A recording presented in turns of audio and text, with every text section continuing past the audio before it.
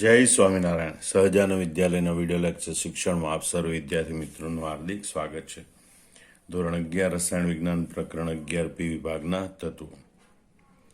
આપણે જે સમૂહ 13ના તત્વોની હવા પ્રત્યેની પ્રતિક્રિયાત્મકતા, સમૂહ 13ના તત્વોની એસિડ અને આલ્કલી સાથેની પ્રતિક્રિયાત્મકતા અને સમૂહ 13ના તત્વોની હેલોજન તત્વો પ્રત્યેની પ્રતિક્રિયાત્મકતા, આ ત્રણ રાસાયણિક પ્રતિક્રિયાત્મકતાના વલણ આપણે વારાફરતી જોઈએ. તો પહેલા જોઈએ આપણે સમૂહ 13ના તત્વોની હવા પ્રત્યેની પ્રતિક્રિયાત્મકતા. હવામાં 78% નાઇટ્રોજન અને 21% ઓક્સિજન હોય છે. એટલે હકીકતમાં હવા પ્રત્યેની પ્રતિક્રિયાત્મકતા એટલે કે હવામાં રહેલા ઓક્સિજન અને નાઇટ્રોજન પ્રત્યેની પ્રતિક્રિયાત્મકતા. હવે ઓક્સિજન નાઇટ્રોજન સાથે સામાન્ય તાપમાને કઈ પ્રમાણે પ્રક્રિયા થાય અને ઊંચા તાપમાને કયા પ્રકારે પ્રક્રિયા થાય એ આપણે જોવું પડે. તો સમૂહ 13ના તત્વો છે એને ખૂબ ઊંચા તાપમાને જો ડાયઓક્સિજન સાથે ગરમ કરવામાં આવે તો એ M2O3 પ્રકારના ઓક્સાઇડ બનાવે છે, બરોબર.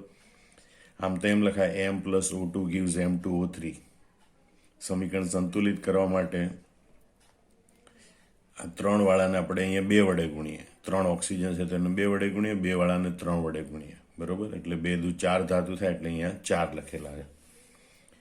જે અહીંયા M એટલે બોરોનથી થેલિયમ સુધીના તત્વો, મતલબ બોરોન B2O3 આપે, એલ્યુમિનિયમ Al2O3 આપે, ગેલિયમ Ga2O3 આપે, એમ આ રીતે M2O3 પ્રકારના ઓક્સાઇડ બનાવે. પણ થેલિયમની ખાસિયત એ છે કે થેલિયમ એ Tl2O3 ઉપરાંત Tl2O પણ બનાવે, જ્યાં Tl2O3 એમાં થેલિયમનો ઓક્સિડેશનાંક +3 છે, જ્યારે Tl2O એમાં થેલિયમનો ઓક્સિડેશનાંક +1 છે.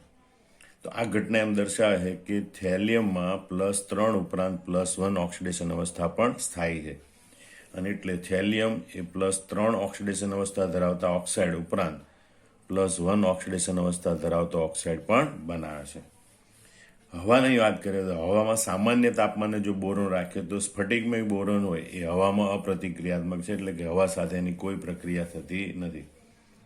એલ્યુમિનિયમ, તો એલ્યુમિનિયમની સપાટી પર ઓક્સાઇડનું અતિ પાતળું સ્તર બનાવે છે, બરોબર, જે બાદમાં તેના પર થનાર હુમલા સામે રક્ષણ આપે, એટલે કે તેના પર થતા ઓક્સિજનના હુમલા સામે રક્ષણ આપે. આમ જુઓ તો એલ્યુમિનિયમ એ ખૂબ સક્રિય ધાતુ છે, બરોબર. એની આયનીકરણ એન્થાલ્પી ઓછી, સહેલાઈથી ઇલેક્ટ્રોન ગુમાવે એટલે પ્રક્રિયામાં ઇલેક્ટ્રોન આપી શકે છે, તો પ્રક્રિયા ઝડપી થવી જોઈએ. પણ હવામાંના ઓક્સિજન સાથે જે ઝડપી પ્રક્રિયા કરે તો એની સપાટી ઉપર Al2O3 એલ્યુમિનિયમ ઓક્સાઇડનું અતિ પાતળું સ્તર બની જાય, અને એ સ્તર ખૂબ જ મજબૂત રક્ષણાત્મક હોય છે, કવચ બની જાય, જે હવે પછી એના ઉપર કોઈ પણ પદાર્થનો પ્રક્રિયા, એસિડ, બેઝ કે હવામાંનો ઓક્સિજન, એ બધા સામે થનાર હુમલા સામે રક્ષણ આપે. Al2O3નું રક્ષણાત્મક સ્તર, એની પણ પ્રક્રિયા આપણે આ રીતે લખી શકીએ.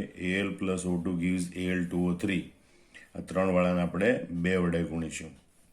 2 વાળાને 3 વડે ગુણીએ તો 2 દુ 4 એલ્યુમિનિયમ, તો અહીંયા લખાય 4 એલ્યુમિનિયમ, એટલે 4Al + 3O2 gives 2Al2O3. આ રીતે આપણે સમીકરણ લખી શકીએ. પણ Al2O3 એલ્યુમિનિયમની સપાટી પર ખૂબ જ પાતળું પણ રક્ષણાત્મક સ્તર બનાવે, જેથી એલ્યુમિનિયમની આગળ પ્રક્રિયા થતી અટકે છે. બોરોન અને એલ્યુમિનિયમ તત્વો એ ઊંચા તાપમાને ડાયનાઇટ્રોજન સાથે પ્રક્રિયા કરી નાઇટ્રાઇડ સંયોજન બનાવે. સામાન્ય તાપમાને નાઇટ્રોજન સાથે પ્રક્રિયા કરતા નથી. પણ બોરોન અને એલ્યુમિનિયમ તત્વો છે એ ખૂબ ઊંચા તાપમાને ડાયનાઇટ્રોજન એટલે કે N2 સાથે પ્રક્રિયા કરી નાઇટ્રાઇડ સંયોજન બનાવે, બરોબર. E એટલે એલિમેન્ટ, તત્વ, +N2 gives En, જ્યાં E એટલે બોરોન અને એલ્યુમિનિયમ. ગેલિયમ, ઇન્ડિયમ અને થેલિયમ એ નાઇટ્રોજન સાથે પ્રક્રિયા કરતા નથી અને એના નાઇટ્રાઇડ બનાવતા નથી, બરોબર. એટલે અહીંયા આપણે જોઈએ તો કે ભાઈ એલ્યુમિનિયમ નાઇટ્રાઇડ તો એનું સૂત્ર AlN થાય, બોરોન નાઇટ્રાઇડ તો એનું સૂત્ર Bn થાય. તો આ રીતે, કારણ કે બંનેની સંયોજકતા સરખી છે, નાઇટ્રોજનની -3 છે તો એલ્યુમિનિયમની +3 છે, એટલે તટસ્થ અણુ માટે બંનેના એક પરમાણુ જોડાય, એટલે એલ્યુમિનિયમ નાઇટ્રાઇડનું સૂત્ર AlN અને બોરોન નાઇટ્રાઇડનું સૂત્ર Bn હોય. જ્યારે ગેલિયમ, ઇન્ડિયમ, થેલિયમ એ ડાયનાઇટ્રોજન સાથે પ્રક્રિયા કરતા નથી, નાઇટ્રાઇડ બનાવતા નથી. બીજી એક વાત ધ્યાન રાખજો, સમૂહમાં ઉપરથી નીચે તરફ જતા આ ઓક્સાઇડ સંયોજનોનો સ્વભાવ બદલાતો જાય છે. બરોબર. દાખલા કે બોરોનનો ટ્રાયોક્સાઇડ B2O3 એ એસિડિક છે, એટલે તે બેઝિક ઓક્સાઇડ સાથે એટલે કે ધાતુ ઓક્સાઇડ સાથે પ્રક્રિયા કરી ધાતુ બોરેટ બનાવે. એટલે બેઝિક ઓક્સાઇડ સાથે પ્રક્રિયા કરે તો પોતે એસિડિક ઓક્સાઇડ તરીકે વર્તે. આમ B2O3 બોરોન ટ્રાયોક્સાઇડ એ એસિડિક છે, તે બેઝિક ઓક્સાઇડ માનો કે ધાતુનો ઓક્સાઇડ સોડિયમ ઓક્સાઇડ એની સાથે પ્રક્રિયા કરે તો NaBO2 બનાવે.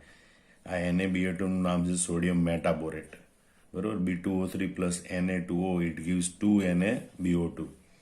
તો આ રીતે સોડિયમ મેટાબોરેટ બને છે. બીજું એલ્યુમિનિયમ અને ગેલિયમના ઓક્સાઇડ એ ઉભય ગુણધર્મી છે.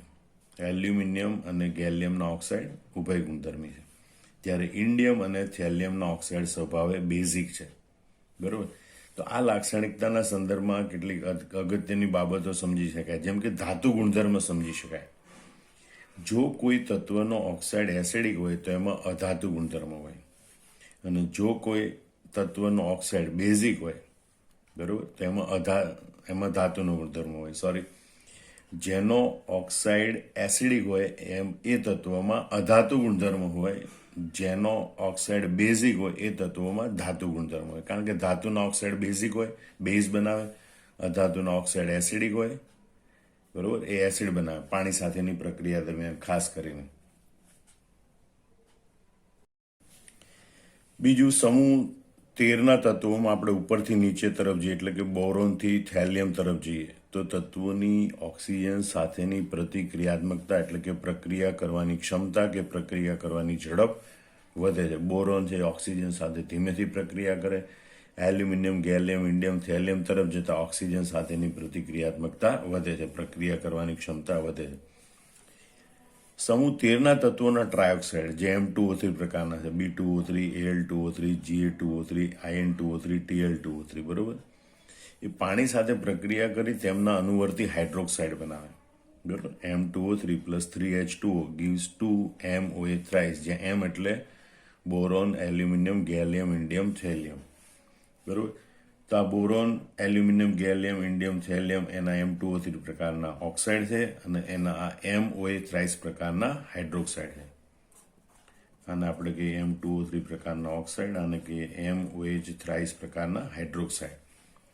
તેના સ્વભાવની ચર્ચા કરીએ તો બોરોનના ઓક્સાઇડ હાઇડ્રોક્સાઇડ એસિડિક છે, એલ્યુમિનિયમ અને ગેલિયમના ઓક્સાઇડ હાઇડ્રોક્સાઇડ ઉભય ગુણધર્મી છે, ઇન્ડિયમ અને થેલિયમના ઓક્સાઇડ હાઇડ્રોક્સાઇડ એ સ્વભાવે બેઝિક છે. એટલે આમ જોઈએ તો કે ભાઈ સમૂહ 13ના તત્વોમાં ઉપરથી નીચે તરફ જઈએ એમ એના ઓક્સાઇડ અને હાઇડ્રોક્સાઇડ એનો બેઝિક ગુણધર્મ વધે છે. એની વિરુદ્ધમાં જોઈએ તો એસિડિક ગુણધર્મ ઘટે છે. બેઝિક ગુણધર્મ વધે છે, એસિડિક ગુણધર્મ ઘટે છે. આના સંદર્ભમાં તમને MCQ પૂછી શકે કે બેઝિક ગુણધર્મનો ચડતો ક્રમ કે એસિડિક ગુણધર્મનો ચડતો ક્રમ, એ આના સંદર્ભમાં પૂછી શકે. બીજું, જેમ બેઝિક ગુણધર્મ વધે એમ તત્વોમાં ધાત્વિક ગુણધર્મ વધે. બરોબર. એટલે બોરોનથી, એલ્યુમિનિયમથી, ગેલિયમથી, ઇન્ડિયમથી, થેલિયમ તરફ જતા, બરોબર, ધાત્વિક ગુણધર્મ વધે છે. એટલે ધાત્વિક ગુણધર્મની આપણે ચર્ચા કરતા હોઈએ તો બોરોન કરતા એલ્યુમિનિયમ, એલ્યુમિનિયમ કરતા ગેલિયમ, ગેલિયમ કરતા ઇન્ડિયમ, ઇન્ડિયમ કરતા થેલિયમમાં ધાત્વિક ગુણધર્મમાં ક્રમશઃ વધારો થાય. એમ સાથે તત્વોનો અધાતુ ગુણધર્મ એ ઘટે છે. બરોબર. એટલે કે બોરોન એ અધાતુ તત્વ છે, ત્યાર પછી અધાતુ ગુણધર્મ ઘટતો જાય. તો આ ક્રમ છે એના આધારિત પણ તમને MCQ પૂછી શકે છે. આપણે જોયું બોરોન નાઇટ્રાઇડ. બોરોનની નાઇટ્રોજન સાથે પ્રક્રિયા થઈ બનતું સંયોજન બોરોન નાઇટ્રાઇડ, જેમાં બોરોન અને નાઇટ્રોજન વચ્ચે સહસંયોજક બંધ રચાયેલા હોય. સફેદ સુવાળો મૃદુ ઘન છે. બોરોન અને નાઇટ્રોજનના કુલ સંયોજકતા ઇલેક્ટ્રોનની સંખ્યા એ બે કાર્બન પરમાણુના સંયોજકતા ઇલેક્ટ્રોનની સંખ્યા જેટલી હોય. બોરોનના બાહ્યતમ કક્ષાના એટલે કે સંયોજકતા ઇલેક્ટ્રોન 3, નાઇટ્રોજનના સંયોજકતા ઇલેક્ટ્રોન 5, 5 ને 3 8 થાય. જ્યારે બે કાર્બન પરમાણુના સંયોજકતા ઇલેક્ટ્રોન 4 + 4 એટલે 8 થાય. અને એટલે બોરોન નાઇટ્રાઇડનું બંધારણ એ લગભગ ગ્રેફાઇટ જેવું હોય છે. બરોબર. જે આવા ષટકોણી વલય ધરાવે છે એમાં બોરોન અને નાઇટ્રોજન છે એકાંતરે ગોઠવાયેલા હોય છે, અને આવા ષટકોણી વલય ધરાવતા સ્તરો એકબીજા ઉપર ગોઠવાયેલા હોય છે અને એકબીજા ઉપર સરકી શકે. અને એટલે ગ્રેફાઇટની જેમ બોરોન નાઇટ્રાઇડ પણ મૃદુ હોય છે. બરોબર. અને એટલે જ બોરોન નાઇટ્રાઇડ છે એને અકાર્બનિક ગ્રેફાઇટ તરીકે ઓળખવામાં આવે છે. સમૂહ 13ના તત્વોની એસિડ અને આલ્કલી સાથેની પ્રતિક્રિયાત્મકતા. મધ્યમ સ્તરના તાપમાને બોરોન સાથે એસિડ કે બેઝની પ્રક્રિયા થતી નથી. બરોબર. બોરોનની HCl હાઇડ્રોક્લોરિક એસિડ જેવા ખનિજ એસિડ સાથે પ્રક્રિયા થતી નથી, પરંતુ સાંદ્ર અને ગરમ એવા સલ્ફ્યુરિક એસિડ અને નાઇટ્રિક એસિડનું 2:1 મિશ્રણ હોય તો એની સાથે પ્રક્રિયા થઈ અને બોરિક એસિડ બનાવે. બરોબર. આ એક વિશિષ્ટ બાબત છે, એ યાદ રાખવાની, બહુ જરૂરી નથી. બીજું, એલ્યુમિનિયમ એ ખનિજ એસિડ અને જલીય આલ્કલી એટલે કે જલી બેઝ બંનેમાં ઓગળે છે અને એટલે ઉભય ગુણધર્મી લાક્ષણિકતા દર્શાવે. તો આ એલ્યુમિનિયમની એસિડ સાથેની અને એલ્યુમિનિયમની બેઝ સાથેની બંનેની પ્રક્રિયાઓ યાદ રાખવાની, કારણ કે બંનેની પ્રક્રિયાના સંતુલિત સમીકરણ પરીક્ષામાં પૂછી શકે. ધ્યાન રાખજો. બરોબર. એલ્યુમિનિયમ મંદ HClમાં ઓગળે છે અને ડાયહાઇડ્રોજન વાયુ મુક્ત કરે એસિડ સાથે પ્રક્રિયા. તો Al plus HCl gives Al3 plus Cl minus, Al3 plus Cl minus અને હાઇડ્રોજન છે H2 સ્વરૂપે છૂટો પડે. સમીકરણ સંતુલિત કરવા માટે, બરોબર, અહીંયા 2, 6, 2, 6 અને 3 આ રીતે દર્શાવવાનું, કારણ કે એની સંયોજકતા છે +3 અને Cl માઇનસ. એને સંતુલિત કરવા માટે અહીંયા હકીકતમાં Al2Cl6 સ્વરૂપે હોય. એલ્યુમિનિયમ આપણને ડાયમર તરીકે મળે, પણ દ્રાવણમાં એ આયનો તરીકે હોય. Al2Cl6 પણ દ્રાવણમાં Al3 પ્લસ અને 6Cl માઇનસ આયન તરીકે હોય. એટલે આપણે સમીકરણ આ રીતે દર્શાવવું પડે: 2Al plus 6HCl it gives 2Al3 plus 6Cl minus plus 3H2. સાંદ્ર નાઇટ્રિક એસિડ સાથે એલ્યુમિનિયમ ધાતુની સપાટી પર પાછું એલ્યુમિનિયમ ઓક્સાઇડ Al2O3 નું પાતળું રક્ષણાત્મક સ્તર બની જાય છે, જે એલ્યુમિનિયમને નિષ્ક્રિય બનાવે અને એટલે એલ્યુમિનિયમની આગળ નાઇટ્રિક એસિડ સાથે થતી પ્રક્રિયા અટકે છે. એટલે નાઇટ્રિક એસિડમાં એલ્યુમિનિયમ ઓગળી શકતો નથી. નહીતર HCl કરતાં પણ નાઇટ્રિક એસિડ એ પ્રબળ ઓક્સિડેશન કરતા હોય, એટલે નાઇટ્રિક એસિડમાં એ ઓગળવો જોઈએ. પણ નાઇટ્રિક એસિડ સાથેની પ્રક્રિયા દરમિયાન એલ્યુમિનિયમનું ઝડપથી ઓક્સિડેશન થઈ એની સપાટી પર Al2O3 એલ્યુમિનિયમ ઓક્સાઇડનું રક્ષણાત્મક કવચ બની જાય, જે એલ્યુમિનિયમને નિષ્ક્રિય બનાવે, જેથી એલ્યુમિનિયમની આગળ પ્રક્રિયા થતી અટકે, એટલે નાઇટ્રિક એસિડમાં પછી તે ઓગળી શકતો નથી. બીજું, એલ્યુમિનિયમ એ જલીય આલ્કલી એટલે કે બેઝ સાથે પણ પ્રક્રિયા કરે. એલ્યુમિનિયમ એસિડ સાથે પણ પ્રક્રિયા કરે, એલ્યુમિનિયમ બેઝ સાથે પણ પ્રક્રિયા કરે, અને એ સાથેની પ્રક્રિયામાં પણ એ ડાયહાઇડ્રોજન વાયુ મુક્ત કરે છે. બરોબર. બેઝ એટલે કે માનો કે NaOH, એનું જલી દ્રાવણ એટલે કે પાણી સાથેની પ્રક્રિયા થાય તો 2Al plus 2NaOH plus 6H2O. બરોબર.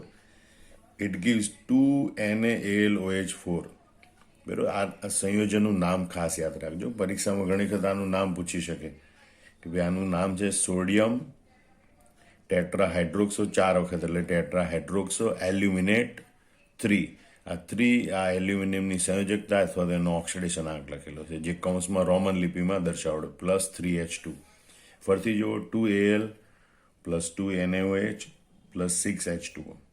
It gives 2NaAl બ્રેકેટમાં OH4 big bracket complete plus 3H2.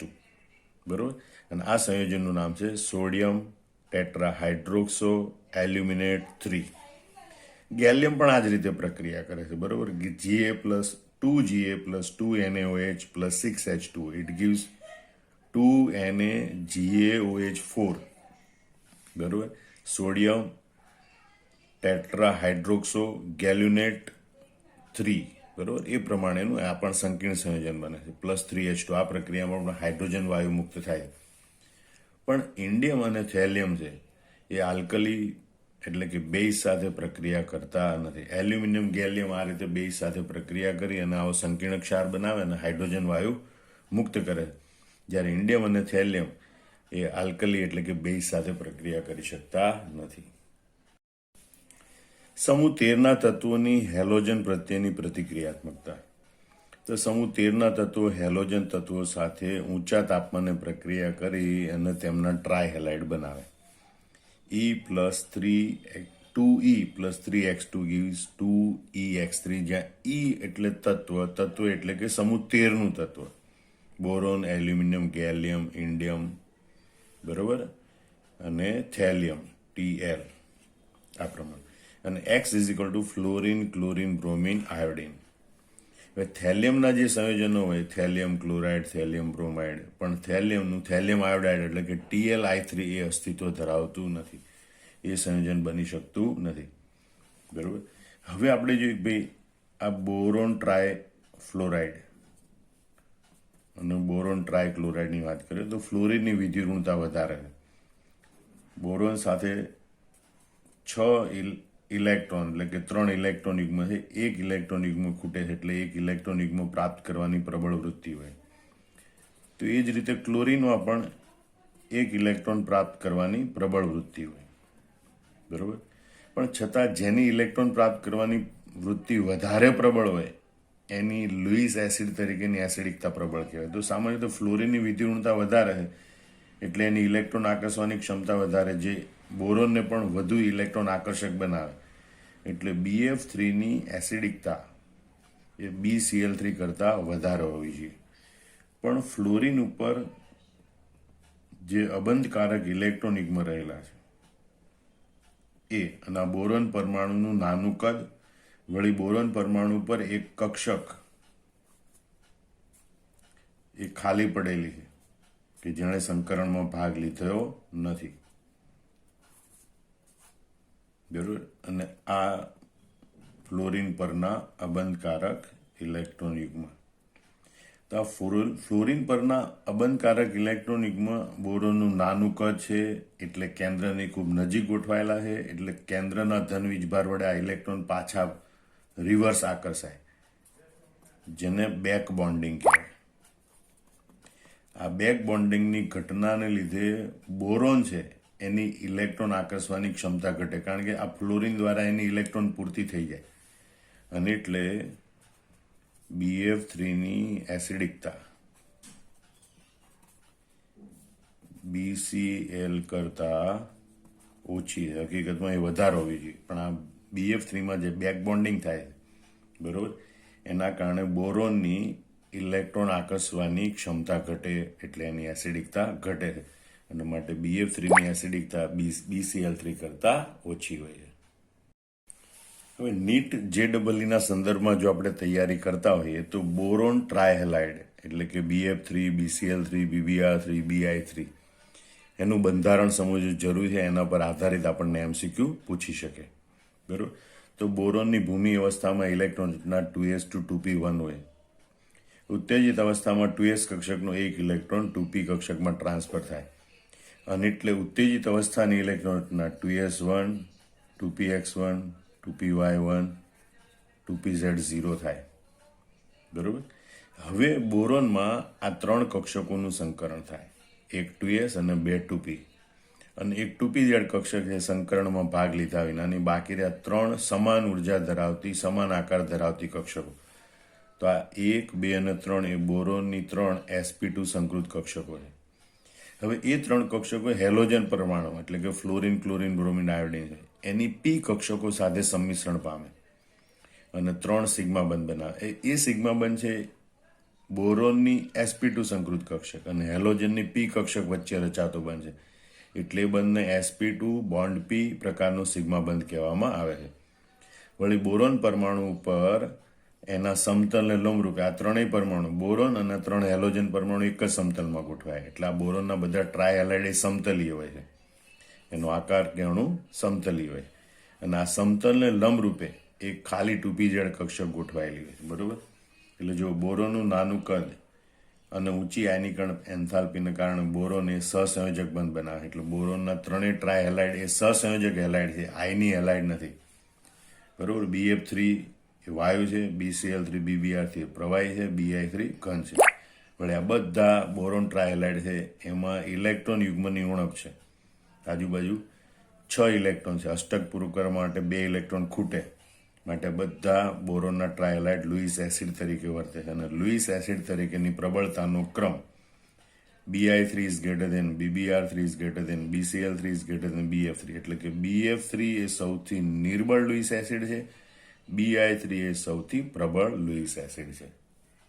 આમ આ રીતે કન્સેપ્ટ છે એ JEE નીટ માટે ખૂબ અગત્યનો છે, એટલે વારંવાર આ વિડીયો જોઈ બધા કન્સેપ્ટ બરોબર યાદ કરી લેવાના. જય સ્વામિનારાયણ.